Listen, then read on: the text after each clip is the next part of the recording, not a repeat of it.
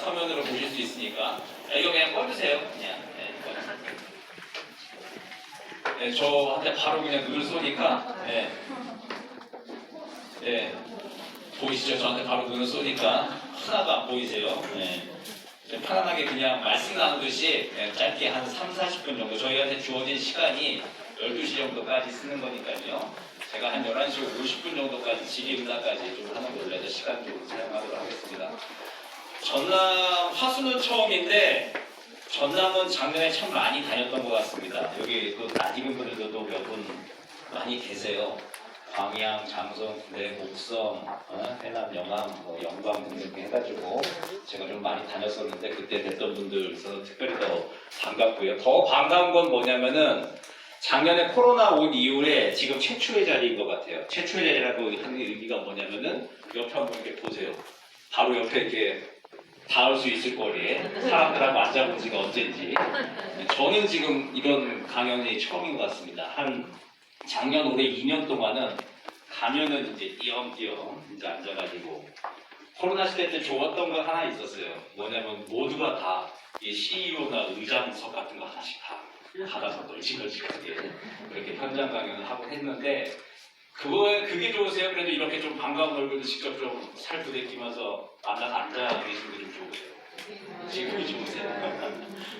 저는 두 개 다 좋긴 좋은데 근데 지금도 최초 자리로 이렇게 보니까 또 감회가 좀 새롭습니다.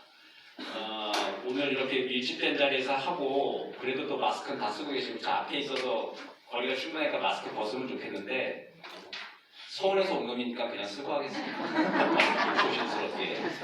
그래도 계속 확진자가 나오는 서울에서 왔으니까 조금 불편해도 좀 쓰고 그렇게 말씀 좀 드리겠습니다. 오늘 제가 부탁받은 주제가 한반도 평화와 종전을 위한 여성 리더의 역할 이런 겁니다.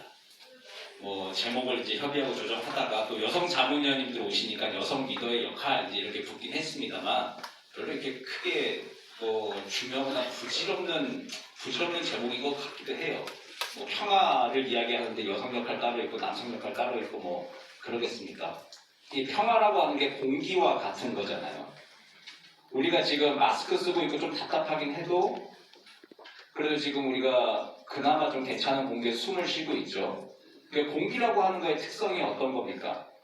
공기가 소중한 거라고 하는 거, 중요하다라고 하는 거는 우리 평소에 잘 못 깨닫습니다.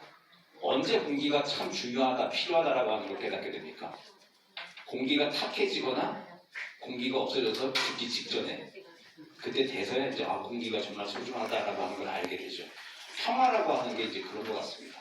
평화가 그냥 지금 누리고 있는 상태, 안정적이고 자연스러운 상태, 평안한 상태 이런 것들을 종합한다고 했을 때 그 평화 누리면서도 소중하다는 생각 잘 못합니다. 오늘 우리 월요일 아침부터 좀 먼 길에서부터 또 오시고 저도 서울에서 내려오고 해서 이제 와서 모였는데 지금 일상의 평화가 지켜지고 있는 거죠. 만약에 북한에서 뭐라도 좀 쏴서 지금 좀 정세가 좀 불안정해졌다. 사실 미사일 쏘는 건 요즘 또 일도 아니다. 뉴스거리도 되지가 않죠. 핵실험을 해도 이거 중대 뉴스다라고 나오지만 이 행사가 취소될 정도의 전면전의 공포. 적어도 우리는 지금 시달리고 있지는 않습니다. 저는 이쪽 공부를 하고 연구를 해서 그런지 몰라도 어젯밤 꿈자리는 좀 뒤숭숭했어요. 가끔 꾸는 꿈들인데 북한이 어제 동해에서 이게 핵실험을 한 꿈을 얘들이 보통 이게 함경도 시골 안쪽에 내륙에서 핵실험을 하는데 어젯밤 꾸면은 좀 특이하게 동해상에서 핵실험을 했다라고 하는 굉장히 특이하면서 그래서 동해상에 해일주의보가 있어가지고 그 해일이 우리 고성, 속초, 강릉까지 내려오는 하는 뉴스 듣고 있어가지고 그래서 방송 가서 인터뷰하고 식은땀 흘리고 있고 그런 꿈을 꾸다가 오늘 아침에 이제 새벽 5시에 깨가지고 그래가지고 그래 꿈이었구나 그러고 왔는데 그래서 굉장히 지금 사실은 좀 기분이 안 좋고 좀 불쾌한 상황이긴 합니다. 좀 피곤하고. 그런데 우리 적어도 그게 그냥 꿈이잖아요. 그게 현실화되는 그런 상황에 지금 살고 있지는 않습니다. 평화라고 하는 거의 특징이 그것이죠. 그러니까 우리 일상의 평화를 누리고 있을 때 일상의 평화가 얼마나 소중한지 몰라요. 그러다가 이게 우리가 남북관계가 굉장히 안 좋아지고 지금은 또 많이 잊혀졌습니다만 연평도, 천안함 그런 일들이 벌어져서야 이제 또 아이고 참 이게 이 남북관계가 중요한 일이구나 라고 하는 거 생각들 하면서 평화의 소중함을 깨닫고 하죠. 그런 거 깨닫고 지키기 위해서 노력하고 의지를 다지고 실천하고 하는 일에 사실 여성 남성 일은 따로 있는 건 아닙니다. 그런데 저도 남성이긴 하지만 사실 평화운동 같은 거에 남성보다 여성운동가분들이 여성분들이 훨씬 더 많이 적극적으로 참여했던 건 사실인 것 같아요. 오늘 그 앞에 좀 몇 말씀 좀 드리고 지금 현재 그 한반도 평화와 종전 정세 간략하게 좀 말씀 좀 드리고 그렇게 좀 맺도록 하겠습니다. 여성의 역할들, 그러니까 전쟁 나면 가장 고생스러운 게 전쟁 나면 뭐 다 고생스러운 거 마찬가지예요. 우리가 전통적으로 가지고 있는 전쟁의 개념, 그러니까 옛날처럼 총 들고 나가가지고 남자들이 전장에서 피 흘리면서 죽고 후방에서 여성분들과 아이들은 고생 해가면서 피해를 보고 하는 것들, 이제 이런 것들 모두가 다 고생이긴 한데 남자들은 싸우다 죽고 여성과 아이들은 뭐예요? 빈곤과 기아, 전염병, 그리고 또 전쟁 상황에서 벌어지는 극한의 상황에서 벌어지는 성폭력들, 이런 것 때문에 여성분들이 굉장히 많은 피해를 보죠. 우리도 그 피해를 본 게 우리는 벌써 2세대 이상 지났습니다. 70년 전의 일이에요. 전면 전의 피해가 한반도 우리 강토를 쓸고 간 건 한 2세대 이상 70년이 된 일이기 때문에 우리는 좀 가물가물한 게 사실입니다. 그런데 이제 그 전쟁의 역사 그리고 그 안에서 이제 그 성폭력이나 빈곤과 기아 그런 거에 시달리고 있는 여성과 아이, 뭐 남자들은 전쟁 나가서 죽는다 치고 그 시달리고 있는 일들이 현재 진행형으로 계속 벌어지고 있죠. 중동에서 그리고 또 한 10년, 20년까지는 그 동유럽, 발칸반도 지역에 전쟁 났을 때 굉장히 많은 아픈 역사들이 있었습니다. 특히 한 20년 전쯤에 이제 유럽, 발칸반도 쪽에 가면은 그쪽에서 이제 내전들 벌어졌을 때, 종족 간의 내전 벌어졌을 때 인종청소라고 하는 이제 그런 이름으로 끔찍한 일이 벌어져요. 인종청소라고 하는 게 어떤 겁니까? 그러니까 그냥 전쟁 나서 죽이는 거는 그냥 이제 그러니까 전쟁 중에 이제 살인, 학살 이제 행위인데 인종청소라고 하는 것은 인종을 없애버린다고 해서 한 지역, 한 인종의 여성들에 대해서 집단적으로 성폭력을 가합니다. 그래서 그 인종을 아예 지워버리겠다라고 하는 시도를 강제 임신을 시키고 해가지고 인종을 지워버리겠다라고 하는 시도를 합니다. 이거 굉장히 옛날 일 같고 지금 대한민국에 이렇게 평안하게 우리가 살고 있는 사람들한테는 이건 그냥 책 속의 이야기고 역사 속의 이야기인 것 같지만 지금 그 인종청소의 후과를 아직도 치르고 있는 지역이 유럽의 동유럽 쪽의 시골에 가면은 굉장히 아직도 많이 남아있습니다. 그게 불과 10년 전, 20년 전에 벌어졌던 일들입니다. 그리고 10년 전, 20년 전에 벌어졌던 일들, 그때 이제 강제 임신해가지고 또 태어났던 사람들, 그 사람들의 운명은 또 뭐예요? 이제 겨우 10살, 20살 된 사람들이 아직 눈뜨고 살아있습니다. 그 아픈 전쟁의 역사를 그대로 몸으로 가지고 있는 사람들이 이 유럽에 가도, 그러니까 지금 선진국들이 모여 산다고 하는 그 유럽의 약간 변방 동유럽 쪽으로 가면은 그런 사람들이 아직도 좀 존재하고 있다는 것이죠. 그리고 그뿐만 아니라 지금 어렵게 한국에 와서 정착한 우리 탈북민분들 많으시잖아요. 근데 그보다 더 많은 숫자가 사실은 지금 중국이나 제3국에 떠돌고 계시거든요.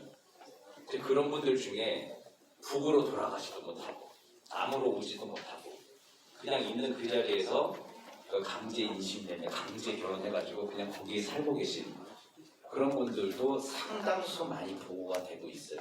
그런 분들을 돕고 하는 것도 누가 하느냐? 여성운동가분들이 또 많이 하십니다. 또 종교 활동을 하시는 여성분들이 종교의 이름으로 여성의 이름, 평화의 이름으로 그런 분들 돕는 활동들을 또 많이 하고 계시죠. 그래서 제가 현장에서 저도 이쪽 분야를 하니까 현장에서 좀 많이 봐도 사실 또 남성보다도 어쨌든 여성분들이 그런 쪽의 일들에 훨씬 더 적극적이시고 많이 하시는 거는 맞는 것 같습니다. 그리고 또 여성 탈북민 분들이나 또 전쟁이나 갈등의 피해자, 당사자가 또 되는 분들이 여성분들이 많기 때문에 그들을 스스로도 돕고하는 것들 여성운동들이 많이 조직되는 게 사실인 것 같아요. 그럼 남성운동들은 왜 반평화운동 그런 거 많이 안 하느냐? 그 전쟁 피해자 부재 같은 거 많이 안 하느냐라고 하는 거예요. 전쟁 피해자 중에 남성들은 나가서 죽는 경우가 아주 많죠. 구제고 뭐고 할 틈이라기보다도 아예 전쟁 자체가 없어야 되는 건 남성 여성 똑같은 일인데, 근데 이제 전쟁 나가서 군인들은 대부분 남성들이 역할을 하고 있으니까 거기서 이제 아예 그냥 생명을 잃어버리는 경우들이 많고, 전쟁이 나면 어떨 것 같으세요? 생명을 차라리 잃고 죽는 게 낫겠다, 아니면 그냥 그 혼란 중에 살아남아가지고 막 그렇게 고난을 겪는 게 더 고통스러운가? 어느 게 더 나아 보이십니까? 어떤 걸 택하시겠어요? 만약 선택지가 있다, 차라리 나가서 그냥 전장에서 죽겠다, 아니면 뭐 살아남는다 하더라도 저는 그것도 굉장히 끔찍한 고통인 것 같아요. 아무리 생각을 해봐도. 네. 죽는 거나 차라리 이게 죽는 거를 할부로 이렇게 시간을 쓰는 것 같은 느낌이 있지 않습니까? 살아남는다 하더라도 이게 인종청소란 이름으로 성폭력을 당하고 원치 않는 아이를 이렇게 낳고, 혹은 이 분단된 나라에서 나라가 너무 가난해가지고 할 수 없이 고향 떠나가지고 살게 되는데 원치 않게 막 인식연명가지고 강제 결혼하고 그 상태에서 사는 거. 그것도 이제 죽음을 거의 사실 할부로 나눠서 사는 것과 같은 그런 끔찍한 경험이 아닐까라는 좀 이렇게 생각을 좀 해봅니다. 그래서 평화가 중요하다는 것이죠. 한국도 지금 법적으로 전쟁 상태잖아요. 분단된 그 상황에서 대한민국이 아무리 이렇게 잘 먹고 잘 살고 있어도 여러 가지 특수한 정치적 상황 때문에 북한을 도와주거나 거기에 여성이나 아이, 노인들 같은 취약계층을 전면적으로 거의 우리 국민처럼 막 재난지원금 막 주고 막 이런 것처럼 직접 지원을 지금 못하는 상태죠. 그러다 보니까 그 북한에서도 지난 고난의 행군부터 해서 지금까지도 계속 탈북 행령들, 탈북은 대부분 다 경제적 이유입니다. 다들 아시겠지만 먹고 살기 위해서, 빈곤을 위해서 어쩌다 보니까 탈북해가지고 또 어쩌다 보니까 또 한국까지 들어와 있고, 자기 미얀마가 있고 캄보디아가 있고 그런 분들 많습니다. 그렇게 되는 상황인데 그 뿌리를 캐고 들어가면 결국은 전쟁이 아직 종식되지 않은 것, 분단이 계속되고 있는 문제들, 그런 게 놓여 있는 것이죠. 만약에 뭐 통일이 되어 있다, 그래서 대한민국이 이게 지금도 여력이 있는데 이런 것들을 좀 북쪽 지역에서 투여를 해가지고 직접 그 취약한 문제들을 해결해 나갈 수 있다. 근본적으로 단기간에 해소 안 된다 하더라도 그래도 일단 좀 돕고 살 수 있다라고 하면은 그런 이제 문제들, 지금과 같은 이제 그 문제들 많이 양산되지는 않을 겁니다. 근데 이제 다 부질없는 상상일 뿐이죠. 어쨌든 현재 진행형으로 지금 이 분단과 갈등으로 인한 폭력의 문제, 그리고 특히 거기서 이제 여성분들이 더 많이 착취당하고 하는 문제들은 계속 벌어지고 있습니다. 이런 것들을 한반도뿐만 아니라 세계적인 차원에서 해결하자 해서 유엔에서도 안보리가 결의를 한 적이 있습니다. 언제쯤 결의를 했을까요? 유엔 안보리가. 유엔 안전보장이사회가 여성과 평화 안보에 대한 특별한 결의를 한 적이 있어요. 언제쯤 했을 것 같습니까?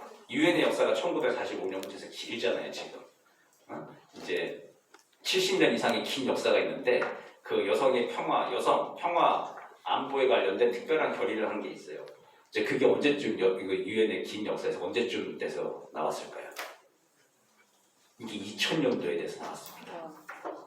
2차 대전도 하고 한국 전쟁도 하고 베트남 전쟁도 하고 중동, 유럽 곳곳에서 내전이 있고 거기서 끊임없는 이제 그 폭력과 갈등, 착취 이런 것이 계속 벌어지고 있음에도 불구하고 유엔 차원에서는 21세기 들었을 때 2000년 돼서야 유엔 결의 1325라고, 유엔 안보리 결의 1325라고 하는 게 나왔습니다.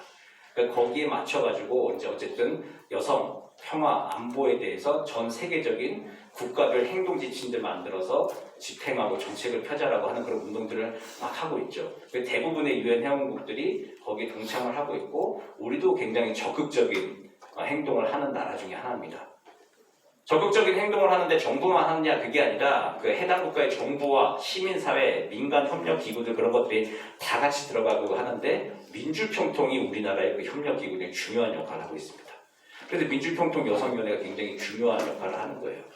유엔 안보리 결의 1325를 집행하는 데 있어서 민주평통 여성위원이라고 하는 것만으로도 모르셨죠, 잘 그런 게 있었는지.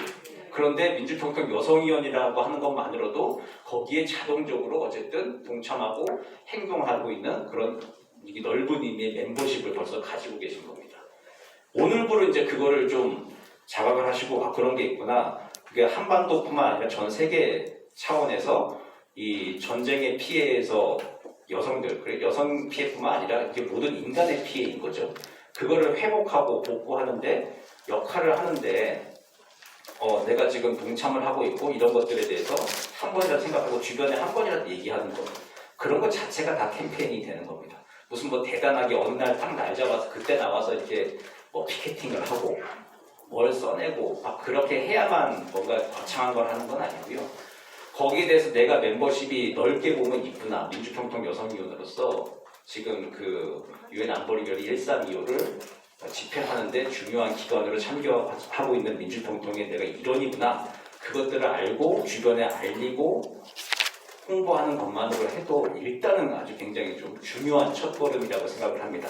오늘 딴 거 다 잃어버리셔도 되는데 유엔 안보리 결의 1325 그리고 여성 평화 안보를 위한 유엔 안보리 결의 이런 것들 좀 잘 기억을 하시고 나중에 가서 핸드폰을 한번 찾아보세요. 내용이 뭔지 이렇게 활발하게 나옵니다. 그 내용을 뭐 일일이 소개시켜드리고 하는 것들보다도 일단 그 한 번씩 좀 찾아보시면서 그렇게 좀 내용을 좀 한번 숙지하시는 것들도 굉장히 좋을 것 같습니다. 근데 내용 보면은 뭐 다 좋은 얘기들은 다 들어가 있습니다. 아 그래 뭐 저 먼 나라 이야기구나 라고 싶긴 하실 텐데 근데 그 먼 나라 이야기들이 아니라 사실은 평화라고 하는 것 지금 전쟁의 현장인 이곳 한반도 대한민국에 살고 계시기 때문에 여기서 이제 이 평화의 소중함에 대해서 주변 가족들하고 한번 얘기하는 것 특히 또 좀 권유드리고 싶은 거는 전남 지역은 많지 않아요. 이게 탈북민분들이 많지는 않은데 전쟁, 분단의 그 상처, 그 구조를 좀 피해서 남한 땅에 이제 먼저 오신 분들, 그분들과 좀 따뜻하게 화해하고 그분들 포용할 수 있는 거 이게 진짜 평화, 그리고 통일을 이루는 걸음들이거든요. 그런 분들 그런 기회가 있다면 혹시 좀 주변을 좀 눈여겨 보시기 바랍니다. 그리고 또 시골 지역에 가시면은 이주민 노동자들도 많이 있잖아요. 그죠? 이제 그 사람들을 또 우리가 대한민국이 지금 좀 잘 산다고 해가지고 좀 갑질을 하는 경우들이 왕왕 있다고 뉴스에 나와요. 근데 잘 생각해 보십시오. 그러니까 뉴스라고 하는 건 뭡니까? 특이한 얘기를 전해주는 게 뉴스예요. 대부분 제가 또 현장 가서 보면 공장이나 농장 가서 보면은 이주민 노동자분들한테 최선을 해서 다 잘 해주세요. 자기 가족들처럼. 먼 나라에서 왔다 그러고 따순밥 한 번이라도 먹일라 하고 잘 해주시는 분들이 훨씬 더 많아요. 근데 어쩌다가 안 그러신 분들 한두 가지를 고발하는 게 이제 뉴스의 기능이잖아요. 이제 그걸 보면 이제 다 전체가 그런 것처럼 되는데 그런 건 아니다라고 하는 거 이제 그런 것들 좀 말씀하시면서 그리고 또 내가 직접 또 이제 그렇게 주변 사람들한테 차이를 차별하면서 평화를 깨는 행동을 내가 하진 않겠다. 이제 그런 신념을 가지고 좀 실천을 좀 하시는 것. 이런 것들이 민주평통 여성위원으로서는 어쨌든 좀 하실 수 있는 일상에서의 이게 작은 평화운동들, 중요한 기제들인 것 같습니다. 이런 것들이 모여서 이제 한반도 평화가 지켜지고 우리가 뭐 종전선언도 하고 통일도 하고 이제 이렇게 되는 건데 근데 지금 돌아가는 한반도 정세는 그렇게 이렇게 녹록한 것 같지는 않습니다. 지난달에 9월 20 우리 시간으로 9월 22일, 뉴욕 시간으로 9월 21일 날 문재인 대통령께서 유엔에서 그 총회 기조연설하면서 종전선언을 다시 한번 제안을 했죠. 매년 제안을 하는 거고 사실은 2018년도에 남북한 정상이 4.27 판문점 선언을 통해서 그해 2018년도에 종전선언을 한다라고 합의를 했어요. 근데 이제 그해 종전선언을 이루지 못했죠. 주변국이 참여하는 걸 이루지 못하고 어쨌든 19년, 20년, 21년 흘러서 지금까지 왔는데 뭐 우리 정부는 계속해서 종전선언에 대해서 일관성 있는 입장을 지금 가지고 추진을 하고 있습니다. 그리고 문재인 정부 지금 임기 말 돼가지고 한반도 평화 프로세스 이제 뭐 거의 막 동력 다 떨어지는 건데 뭘 또 그걸 하냐. 그냥 쉬운 말로 했을 때 이제 뭐 그냥 임기 다 되고 제대 말년인데 그냥 잘 정리하고 나가면 되는데 뭘 또 그거 주변국 북한도 별로 좀 시큰둥하고 주변국 호응도 그다지 없을 것 같은데 왜 그걸 하느냐. 이제 그게 9월 달에 처음 이제 문재인 대통령 유엔에서의 종전선언 제안 나왔을 때 그때 나왔을 때 참 그런 좀 싸늘한 반응들이 좀 많았던 게 사실이죠. 하지만 이제 그 이후부터 어쨌든 근데 상상을 한번 해보면은 만약에 그때 그거라도 안 했으면 지금 상황은 또 어떨까라고 하는 거예요. 그때 이제 그걸 던지니까 거기에 대해서 어쨌든 북한도 종전선언 자체는 좋다. 근데 지금은 시기상조다. 그러면서 그거 자체가 이제 대화가 돌아가기 시작하는 거거든요. 그때 아무 얘기도 안 한다라고 하면 뭡니까? 상대방도 아무 얘기도 안 해요. 반응을 보일 필요가 없으니까. 근데 그때라도 제안을 하고 주변국에 우리 종전선언에 대해서 의지가 있다. 이게 한반도 평화를 위해 중요하다. 잊지 말아라 라고 하니까 북한도 뭐 그래 좋은 뜻은 알겠다. 좋은 것이다. 언젠간 하자. 근데 지금은 시기상조라고 이제 그렇게라도 얘기하고 미국도 그래서 어쨌든 한미간 협의들을 좀 하고 대통령이 어쨌든 뱉은 말이니까 동맹국의 대통령이 이제 한 말이니 어쨌든 그에 대해서 추진 방안에 대해서 검토하고 지속적으로 지금 협의를 하고 하는 것들이 그나마 지금 한 달 조금 넘게서 좀 돌아가고 있는 것이죠. 아무 얘기도 안 했다면 아무 일도 일어나지는 않았을 겁니다. 그런 차원에서 지금 정부는 이제 종전선언 제안하고 하는 것이죠. 문재인 대통령의 종전선언이 아니에요. 문재인 정부의 종전선언은 아닙니다. 정권은 끝나지만 대한민국 정부는 계속갑니다. 그 차원에서의 종전선언이고 이제 평화체제 수립이고 그런 얘기들 한다고 이제 이해를 해야 되는 것이죠. 우리 뭐 남북관계 평화 뭐 이제 그런 얘기 생각하면은 여기 또 전남 지역이니까 김대중 대통령 때부터 20년 전부터가 본격적으로 물꼬를 튼 거다. 그리고 그분이 다 하셨다 이제라고 생각하는데 김대중 대통령에게 마이크를 넘겨서 그렇습니까 여쭤보면은 아니다라고 이제 말씀을 하실 겁니다. 우리 정부의 지금 종전선언, 그러니까 선평화 후통일 한다. 평화 남북 간의 신뢰를 이룬 다음에 오래 이제 신뢰 관계를 구축한 다음에 때가 되면 그때 통일을 이룬다라고 하는 선평화 후통일의 원칙. 이거는 지금 한 50년째 내려오는 우리 정부, 대한민국 정부의 기조입니다. 이게 1973년에 박정희 대통령 때 6.23 평화통일 외교 구상이라고 하는 걸 발표를 합니다. 다른 나라가 북한이랑 수교하는 거 반대하지 않는다. 북한이 국제기구 가입하는 거 반대하지 않는다. 북한과 국제무대에서 이제 선의의 경쟁을 한다. 남북 간에 길게 신뢰를 구축한다. 뭐 이제 그런 내용들을 담은 거예요. 그러니까 북한을 하나의 실체 나라로 인정한 거죠. 그 전까지 50년대, 60년대까지는 뭐예요? 북한이라고 하는 거를 실체로 인정하지 않았습니다. 국가로 인정하지 않았는데 어쨌든 국제사회에서 지금 두 개의 국가로 활동하고 있는 현실에 대해서 이제 우리 정부의 입장은 변화했다. 두 개의 나라로 활동하는데 다른 나라 수교하는 거 하고 국제기구 하고 하라는 거를 인정한다는 평화통일 외교 구상이라고 하는 거. 그걸 73년도에 6월 23일 날 발표를 합니다.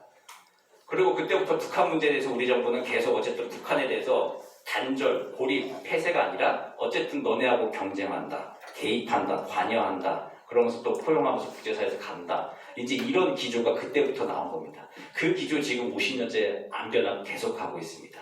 그러니까 전쟁 전면전도 안 하고 어쨌든 영구분단 선언도 안 하고 지금 보면은 야 이거 참 지겹고 통일될 것 같지도 않은데 뭘 그렇게 질질 끄냐라고 하는데 어쨌든 끈 떨어지지 않고 또 그렇다고 확 나가는 것도 없지만 평화가 또 깨지지도 않는 그나마 그러면서 지금 우리가 일상의 평화를 좀 누리고 있는 상황입니다.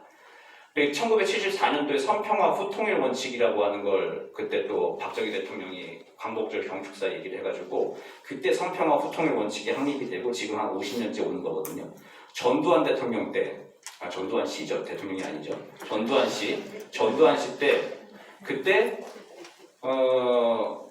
1982년도에도 어쨌든 그 민족화와 민주 통일 방안이라고 하는 것도 나오고 그때 그 이산가족 상봉도 최초로 하고 예술단 방문도 하고 하는 일이 벌어졌습니다.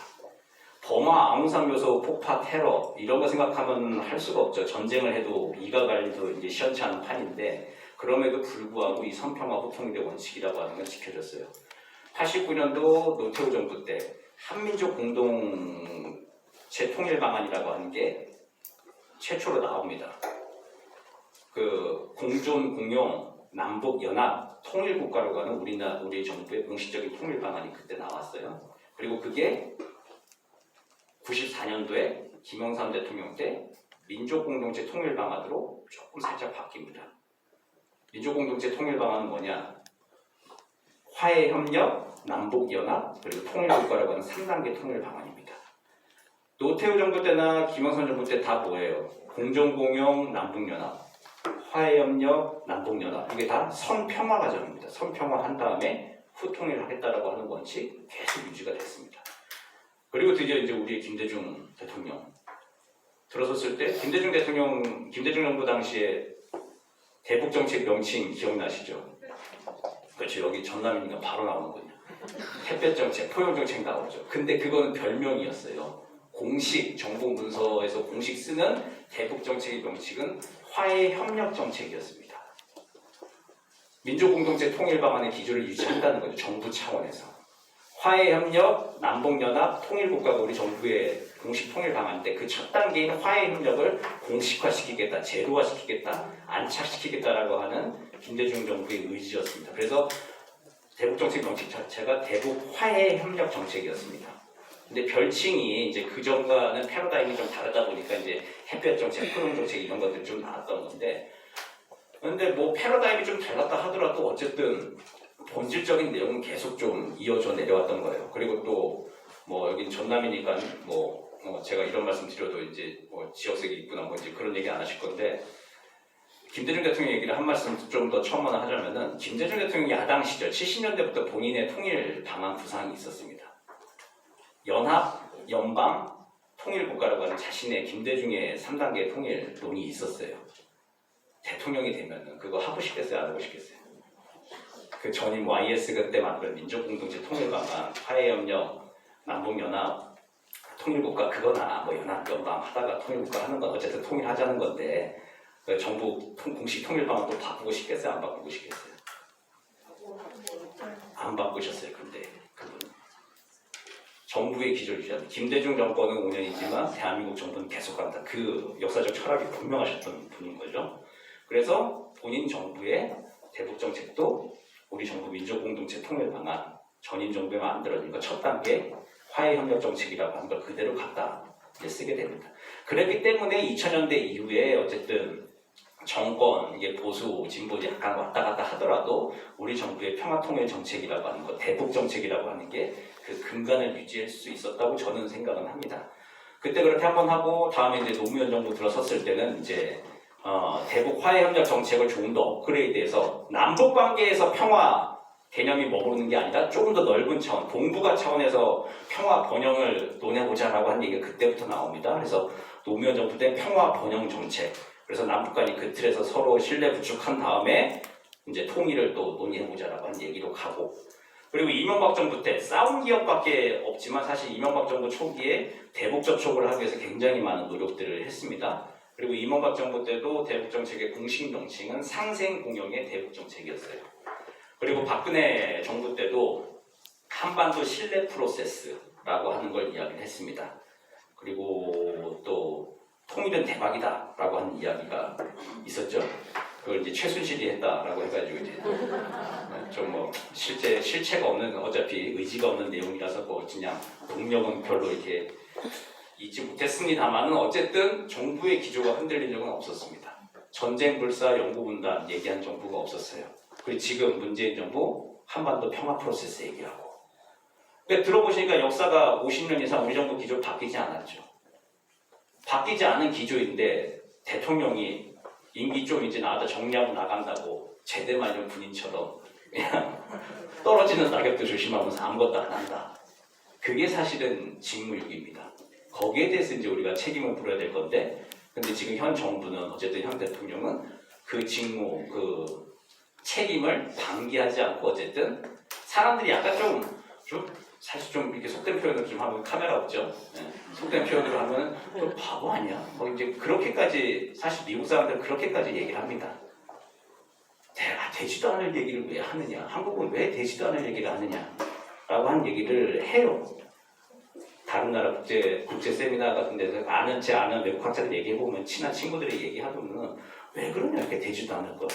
근데 되지도 않을 거를 붙들고 우리는 50년째 하고 있는 겁니다. 우리 정부는. 되지도 않을 거니까 끊어라, 치워라. 그냥 전쟁으로 한판 붙어서 끝내든지 북한하고, 아니면 그냥 아예 영구분단 선언해가지고 그래서 한번 대결로 한번 가보자라고 하는 그 얘기 하지 않는 이상은 우리는 계속 어쨌든 가는 거예요. 이 특수관계로 가는 거죠. 예.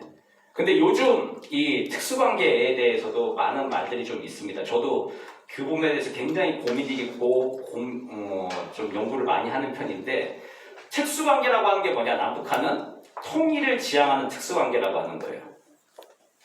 지난달에 유엔 종전선언 그 제안하는 연설, 문 대통령의 연설의 마지막 그 문단 부분에 지금 한반도 정세를 이해하는데 중요한 단서가 숨어 있는데, 하나가 이제 통일을 지향하는 특수관계라고 하는 거예요.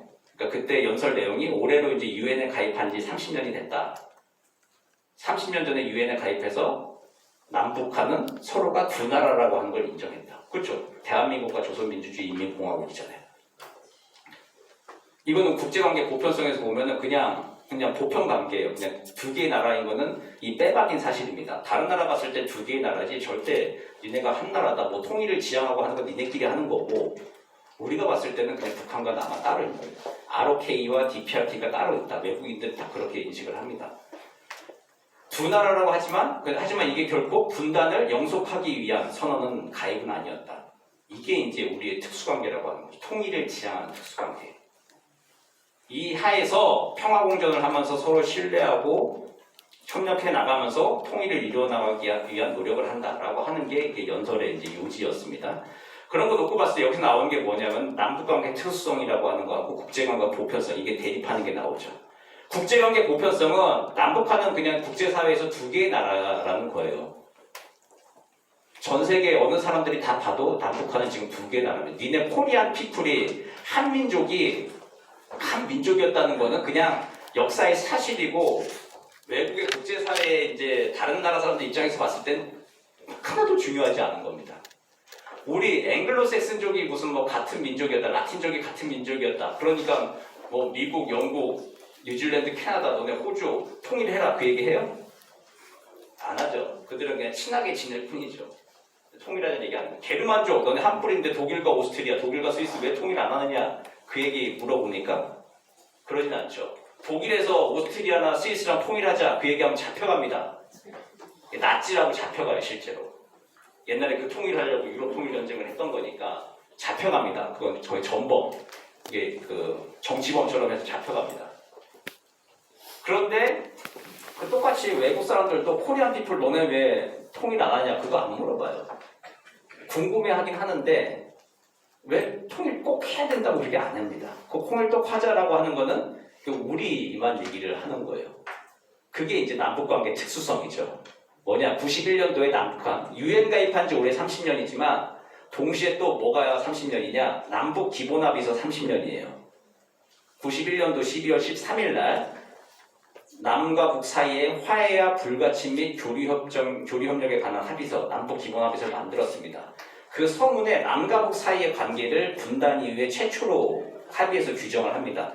나라와 나라 사이의 관계가 아닌 통일을 지향하는 잠정적 특수관계, 이렇게 통일을 지향하는 특수관계라고 남북이 합의를 해놨어요. 그래서 그게 이제 어쨌든 공식적